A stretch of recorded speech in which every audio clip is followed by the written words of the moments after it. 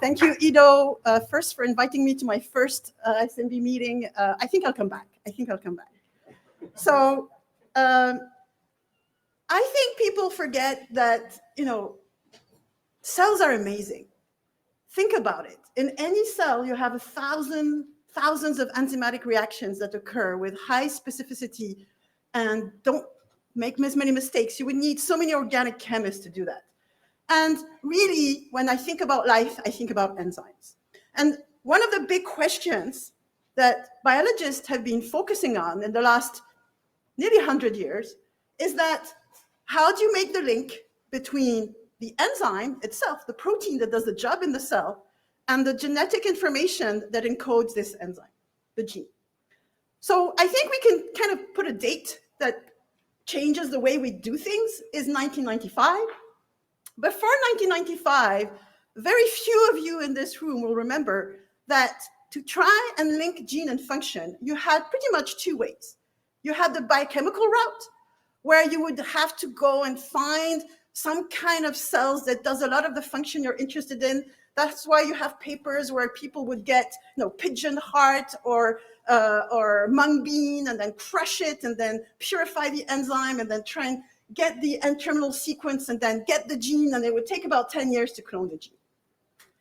On the other side, there was the genetic route, which is kind of the route I was taking, where you had to think about a way to find a mutant that didn't have the function that you were looking into, so you could get a mutant, complement the mutant, find the gene, sequence the gene, and it would take 5 to 10 years to link gene and function.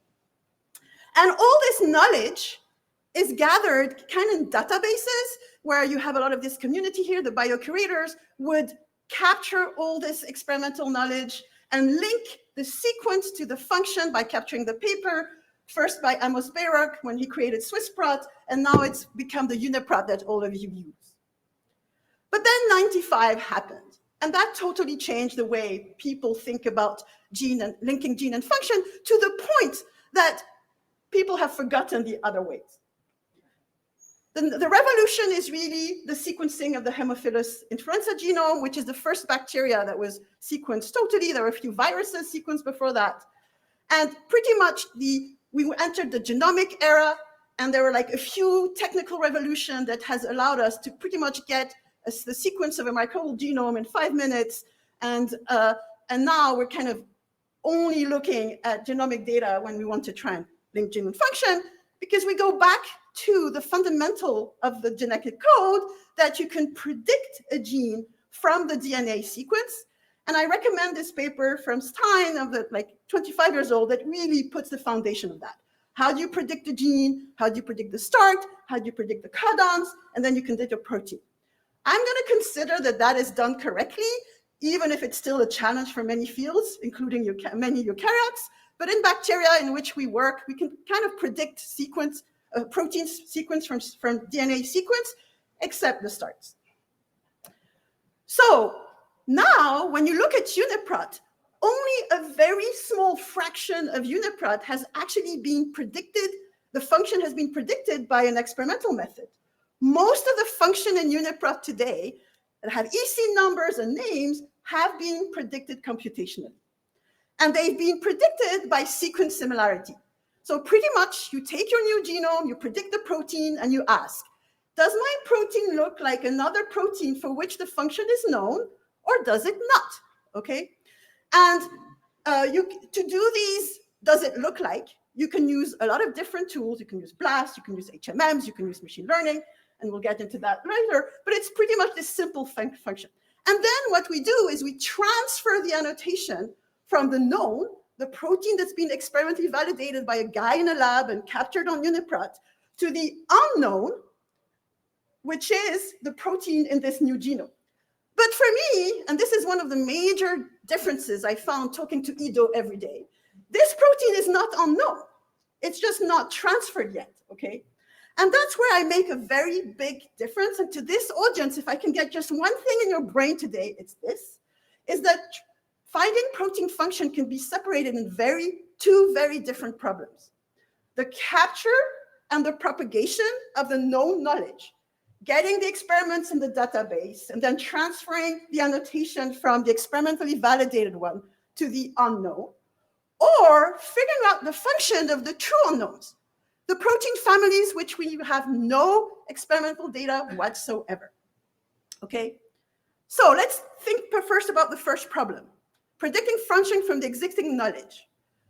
You really first have to capture literature and also put it in a format that both computers and human can read.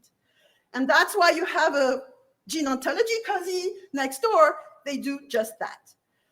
And so these are the both molecular function, biological function Ido was talking about. Today, we're going to talk about another nomenclature, which are called EC numbers. These are descriptors that were developed 50 years ago, nearly, that are a digital way to describe enzymes with a hierarchy. So, for example, you have an EC number of EC 2.1.2.7. This means it's an it's a transferase, that's one carbon group, and then you have the substrate. So when you have a 4-digit EC number, it means you exactly know the molecular function of your protein. If you have only 3, it means you might know the chemistry, but not the substrate specificity. And then you have other nomenclature. RIA does chemical reaction. There's a transporter database. All these are different nomenclature so that we can address this problem of labeling functions in ways computer can read. But predicting function is actually, we're looking at biology. And biology is messy. Function evolved mainly by enzymes, proteins duplicating, and then changing a few amino acids to change their function.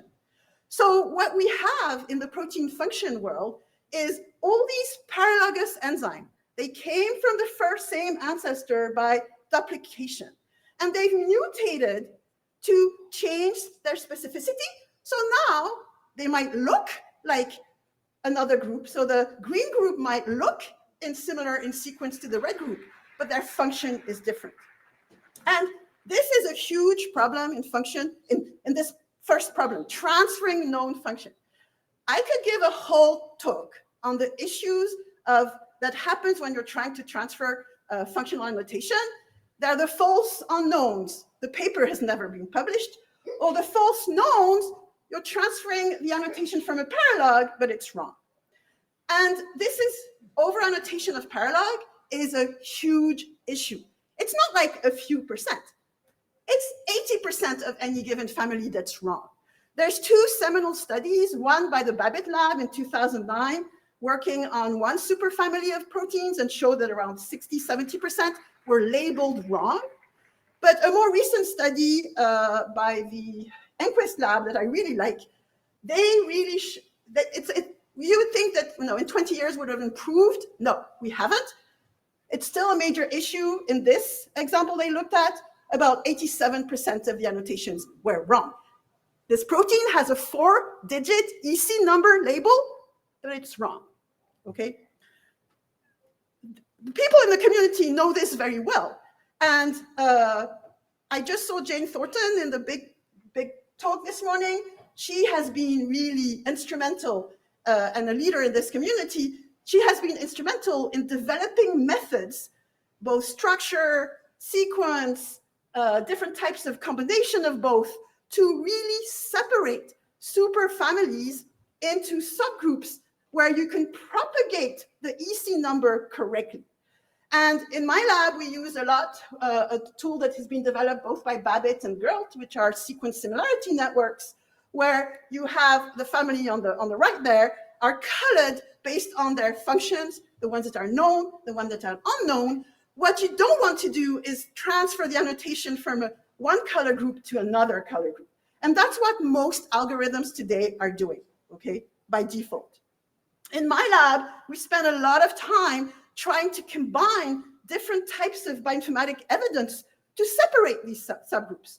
Pretty much when you have a protein family, you start with a kind of these blobs of gray, and then you try and combine gene neighborhood evidence, motifs, co-expression, whatever phylogenetic distribution, to try and color the groups with their right functional role. Machine learning methods have been developed to kind of go into that question to transfer these annotations. So we're talking transferring knowns in the protein space. And I think the CAFA effort that Ido has presented, and we'll hear more today, is really pushing the envelope so to improve these methods. And especially if they include other types of information like neighborhood information. So I think we're seeing, we wrote a recent paper with Ido and one of my colleagues, where we kind of tracked all the tools that are using machine learning to predict EC numbers, and they're exploding. There's one every week. We cannot keep track. There's a few that I really like. The Colwell, the tool, Protein Infer, we use regularly in my lab. And in this paper where she describes her tool, she really shows that you can separate EC numbers. And you see that it's very easy to separate the first level of an EC number. But when you start kind of going in specificity, you do have some overlaps during the tools. So if you look at their statistics, it's around 60 to 70% accuracy, which is good for you guys, bad for us, because as experimentalists, 40% mistake in your prediction of function is pathetic. But I do think that there's a path, and that by improving these methods, by combining tools that integrate structure, neighborhoods, machine learning, we'll be able to propagate the knowns into the protein space pretty much automatically. We're talking about the known, but now I'm going to talk about the unknown, the absent knowledge, okay? Because for a lot of the proteins, or you don't have a homolog with a function, and you also have the problem where we call the missing gene. You have all these functions in the literature that has never been linked to a gene.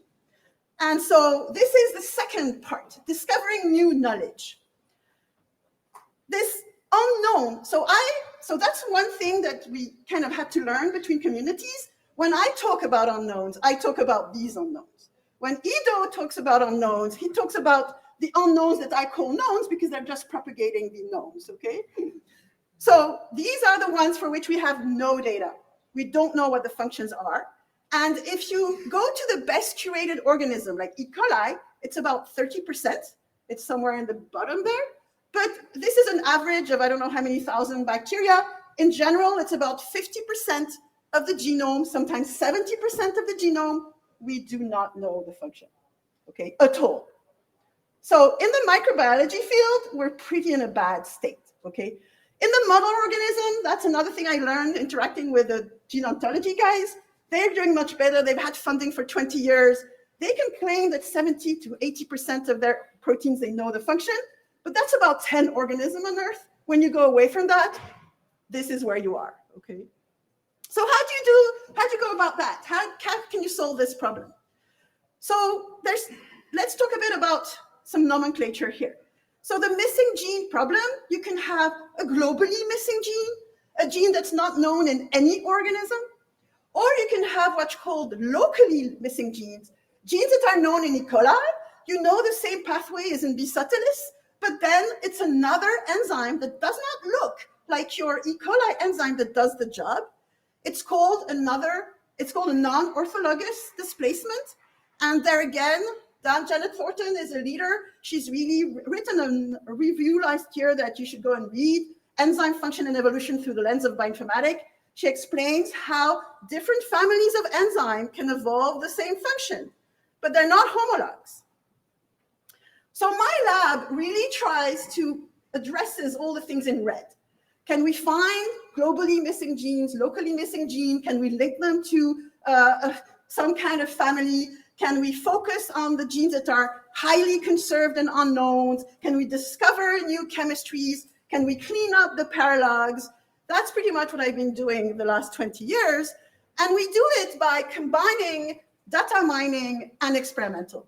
We never just do one or the other. We always do both. We combine evidence that's not just similarity, but it can be physical clustering, co-distribution, co-regulation, any data set that anyone puts on the web, I go and mine, and I try and predict a gene for a function or a function for a gene. After doing that for 20 years, I can tell you that it's much tougher to find a function for a gene than gene for a function. Worst comes to worst, you try every gene in the organism and you're going to find it. I'm not the only one doing this. This is a recent study that I really like, where they really looked at the structural universe and were able to predict function by combining structural and physical clustering information. But I think all of us who do this, we really never use one type of data. We always combine. It's very tough to predict a novel function with just sparse data. We've discovered the function of about 85 gene families, and covering, some are conserved between E. coli and humans, some have been linked to diseases. You can't, like, in terms of creativity, in terms of chemical creativity, it's very tough to cover the whole function space, because you have to kind of have a lot of expertise to kind of predict your functions, to understand what's missing, find the chemistry. So I kind of focused on the 3 or 4 areas. That said, I'm always driven by an unknown and that push me in a new direction, and I try and come back then to the core. So I've been focusing mainly on tRNA modifications. tRNA are the main adapters in the genetic code. They read the messenger RNA, they're taken by the ribosome, they make proteins, and this is textbook. Even computational biologists know this. But what they don't know, and many biologists don't know, is that tRNAs are heavily modified. There's a lot of chemistry that occurs by enzymes that puts all these modifications. There's about 100 modifications found. Any tRNA has between 1 and 10 modifications. And when I started in this field, half of the genes were not known. We knew the modification was there because it had been sequenced in the 70s by these huge gels, but we didn't know the gene. So I kind of applied this pipeline I talked to you about. We knew the gene was there. We kind of did some literature, where it should be found, what's the chemistry, and then we did the data mining, and then we went to the lab, tested the candidate. If it's right, it's a paper. If it's wrong, you start again. Okay. Doing that, we discovered the function of about 30 gene families involved, and this is not an RNA group, so I'm not going to go in detail, but what I want to show you is that when I started in this field 20 years ago, this is a diazapurine modifications that we found both in RNA and DNA. And pretty much all these genes in red were globally missing. No one knew they had ever identified them. We discovered totally new pathways that had not even been described. So we didn't know they were missing because we didn't know they existed, but it was driven by bioinformatic approaches. And so I've just published a review on like 20 years of work in these complex pathways. Also, what you see is that all these in red, you have 2 or 3 families that do the same job. All these are non-orthologous displacements, different families that do the same job. And I've done this for several pathways. You can take any pathway, you'll find this diversity in solutions that life has found, okay?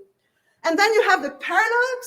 So these are all the tough ones where all the ones in red are the same family, but they do different chemistry. All the ones in blue are the same family, and they do different chemistry. So there again, you have to tweeze them out and figure out which does what, okay?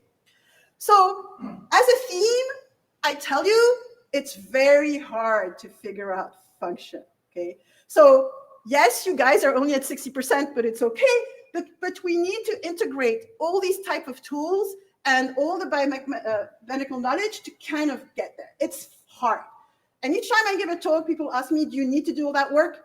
Yes, okay? There's no escape. So as the second part of my talk, I'm going to talk about how can machine learning help us find new function, or can it, okay? So I was pretty positive on, can machine learning help us transfer known? I think it will.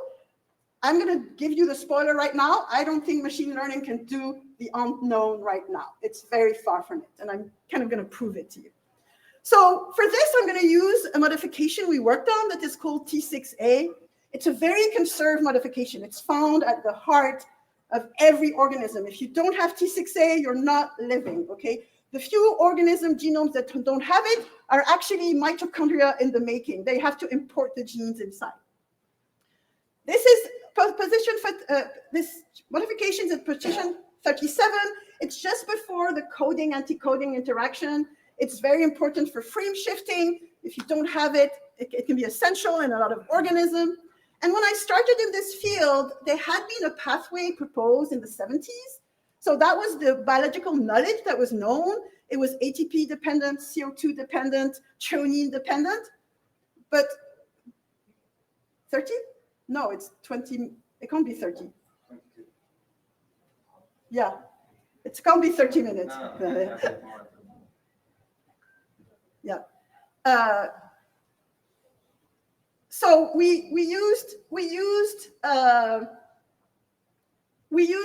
a very simple way to find the genes. We found genes that were conserved everywhere. And there were two that were in the top 10 list, actually, of Koenig and the Galperine a few years ago. These two genes, the cargo 533 and the cargo 09. And these both genes were found in fusion in another protein that was actually involved in carbamylating a sugar, so very similar chemistry. So we went ahead and these genes are essential in E. coli, so we went to yeast, make the mutant in yeast, and found that the T6A disappeared in these organisms. This was the first of many studies. There's lots of groups that started working on it. And now we have the whole pathway. It's different in eukaryotes and prokaryotes. And what's cool is it's been found to be linked to diseases in several groups. And now lots of people are working on it because it's a biomedical problem.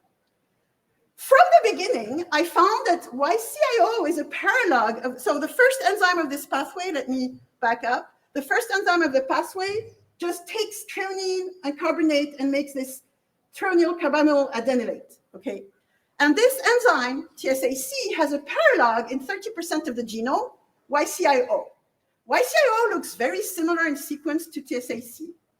And we showed in the initial paper that it could not complement. It didn't seem to have the same function. When you look at the structure, the active sites are very similar, but when you look at the other side on the left there, there's a positively charged surface on the YCIO that's not present on TSAC. And when you do SSNs, you can really separate the YCIO subgroup that I've circled from all the TSAC. When you do physical clustering, it's also very clustered with a gene called YCIV that was unknown for many years, but recently the giant group found that it was an RNA. I've been giving this protein in my class for 20 years to students to see if they could figure out the function. We don't know the function. We think it's related to RNA, but we don't know what. Imagine my thrilling energy when I found a paper last November said, we use machine learning to predict the function of 400 E. coli unknowns, and we validated in vitro the function of YCIO.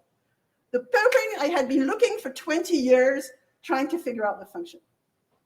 It took me 5 minutes to show that these were wrong, okay? Because what they give as a function is actually TSAC, the function of the T6A, because it's a paralog. So they just gave the function of the paralog. And they actually purified the enzyme and showed that it had the activity. However, it's 10 orders of magnitude, 4 orders of magnitude lower than the actual TSAC. And when you take an ancestral enzyme that duplicates, it still has some of the activity of the. So in vitro does not always give you the answer. You have to combine in vitro and in vivo. They didn't take paralogy, they didn't take neighborhoods, they didn't take literature. They published this, and I think they got the paper through.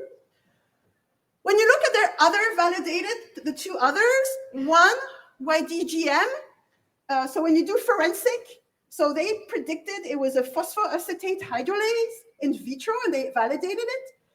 This gene in E. coli is actually upstream a related operon, but the initial publication that claimed that this gene was involved in phosphonate catabolism was later refuted. Pretty much, as a summary, I can tell you that I can't give a call. I don't know if this prediction is right or wrong. I would need to do more genetics to figure it out. The third prediction that they did, YJGF, I think is actually correct. It might be the only correct one of the whole paper. It's part of this super chain. SDR is a big hydrogenase family with a lot of different substrates. And there's a really cool tool. Unfortunately, it was working when I looked at it, and it's been down, and I emailed them, and they haven't been put up again. but they actually found the same prediction as the Kim study group. So that is the positive thing of this paper. Let's go into the negative. After having looked at the 3 they validated, I looked at the 450 that they claimed they found. 120 of them actually were not discoveries because the EC number was already in UniProt. So I don't know, like talking to Ido, he might be saying it's a case of data leakage, but clearly these are not new predictions because it was known when they started. For 75 of them, I think it's over annotation of paralogs, exactly like YCIO. When you look at the UniProt annotation for the same gene, they have the same 3-digit, but they differ by the 4th digit, 4111, 60, 104, 17. So, and actually these are the cases where there's experiment that says that the prediction by this deep EC method is wrong. So, but I think most of them are wrong in these cases. Most of them are paralog over annotation cases. And then Ido doesn't want me to call them hallucination. I just call them nonsensical predictions. So these are, you look at them and you're like, why on earth? And then you look at their prediction and you can invalidate it. The poor guys, some of them are genes I discovered. So I had done all the genetics and I could say, no, this protein does not do that because I know which one does and I make a mutant and it's dead. And really it has nothing to do with this chemistry. So that was kind of 222 of them. And you also have all these repetitions, like anything, like you might have like 12 histidine kinases, or, you know, I know there's another transporter protein that's like huge repetition. And when you look at the function of those, they have nothing to do with histidine kinases. So I don't even know why this thing got published, because it's really, really bad. But let's be positive, okay? I tried to refute the paper. The editor refused my refutal because it wouldn't interest the broad community.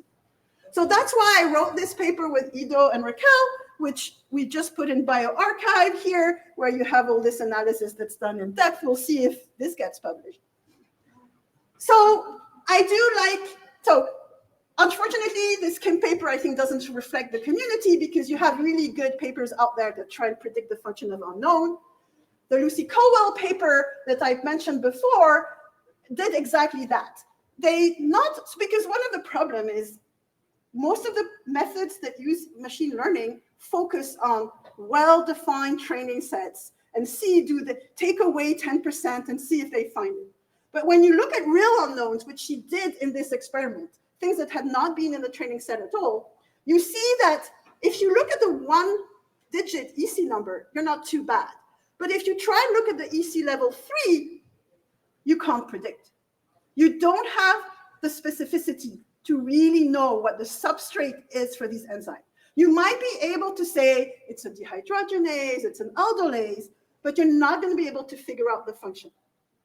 This is another study on the right that is done by the Dutchwire lab, who looked at the clean, another algorithm that I like pretty much, that shows that on enzymes that were not annotated, 51% is what they get. But I would have to dig a bit more to see how good they are. But clearly, we're very far from predicting novel function with machine learning.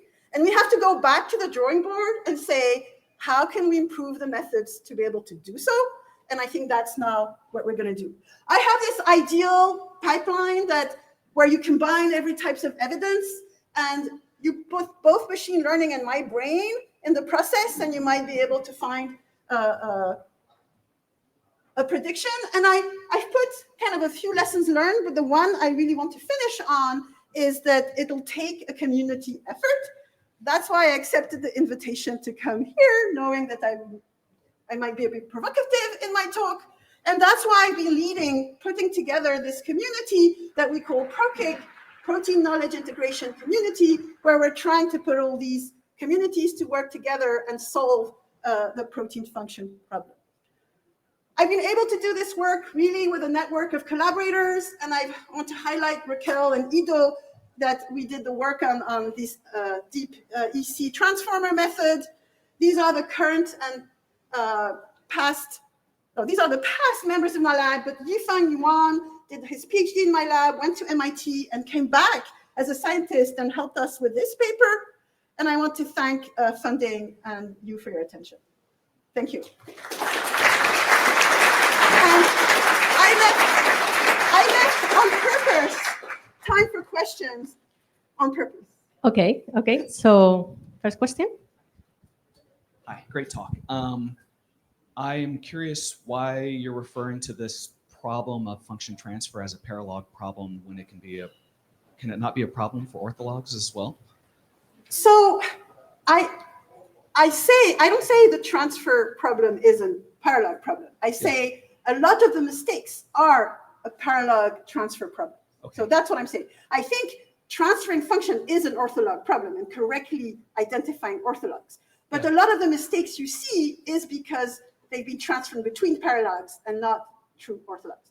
Yeah, I guess I just feel like the community likes to transfer function between orthologs more. There are all these efforts focused on annotating orthologs when including information from paralogs has been shown to help. So I guess, I think, there are examples where there are orthologous genes that don't have the same function too. Yes, so, but the probability of orthologs not having the same function is much lower than paralogs. That's the only thing, like what we've seen in general. I wouldn't say much, but yeah, maybe in general, marginally if you squint your eyes enough and massage the data. So what I could say is when you take a microbial genome, so I haven't looked a lot at eukaryotes, but when you look at microbial genomes and you look at any ortholog, like whatever tool you like to build ortholog, the problem is that most of them don't separate paralogs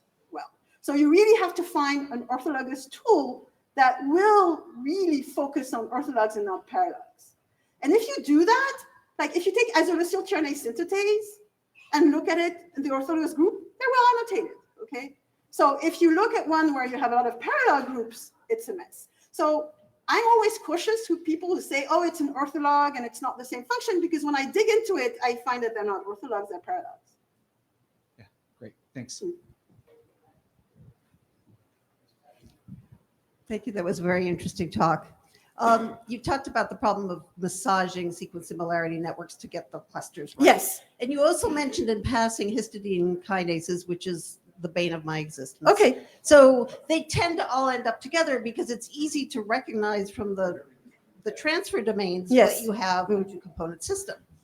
But it's hard to separate them out into groups that actually, if you think about function in terms of which signaling pathway, do you have any insights or thoughts So about I've worked a lot on paralog families that you cannot separate because they're just a ball, and then you start separating them and you see taxonomy and you don't see functional differences. You just see that they're all the E. coli, whatever. So to these, what I usually do is find organisms that have several copies of that family, find the physical neighborhoods, group the ones that have the same physical neighborhoods, build alignments to find signature motifs, and then I annotate with it has a histidine there, it has a cysteine there, it has a serine there. I know it's different chemistries or different substrate. So that's but that requires a lot of work. And I do hope that machine learning tools can help us. Like this is really time intensive. If these could help us, if these tools could help us identify signature motifs by separating the groups based both on sequence and neighborhoods, that would be really useful. Does that answer your question? Sort of. Yeah. We can talk. Yes. My next? Oh, cool. Thank you. Great talk. I love any talk that talks about things not being able to be predicted because they're unknown. But more specifically, the biggest problem I find in the function world is the definition of function, right? So that's why I started with enzyme and EC number here to keep it simple. Right. Yeah. So on that level, it is simpler. Yeah. I wouldn't call it. No, it's simpler. Yes. So there are two things that I have. Sorry. But one is we find that actually predicting enzymatic activity at the first level of a C number is harder than third level. I'm really interested in looking at your data. And we are happy to discuss about this. But the one main question that I have, so if an organism has a different rate of catalysis, is it still the same function?